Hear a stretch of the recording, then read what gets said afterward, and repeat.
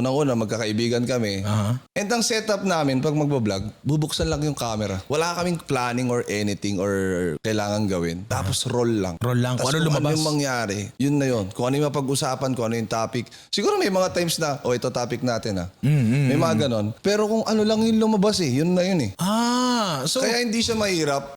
Hindi siya yung parang kailangan mo i-direct lahat o ikaw papasok ka dito, ikaw ganto ganyan. Lalo nung panahon nila Aling Selly. Aling Selly. Yung may vlog ako na tungkol dun sa Computer shop.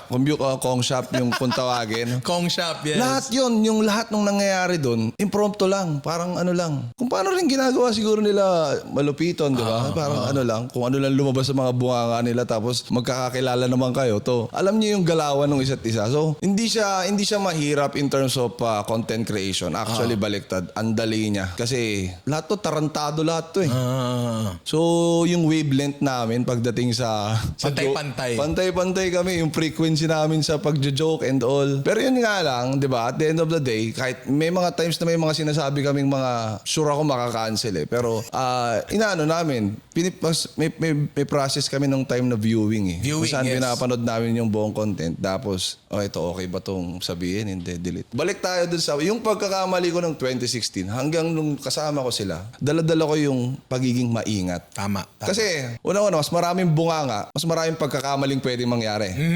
Agree. Di ba? Agree. Yung isang bunganga nga lang na maraming sinasabi, marami ng pagkakamaling pwedeng magawa. What more pa yung parang 10 kayo sa bahay. Tama, diba? tama. So, yun, mas naging maingat ako pagdating sa part na yun. Kaya, ayun din siguro yung pinakaano. Tapos, wala, yung masaya lang. Yun lang yung pinakaano.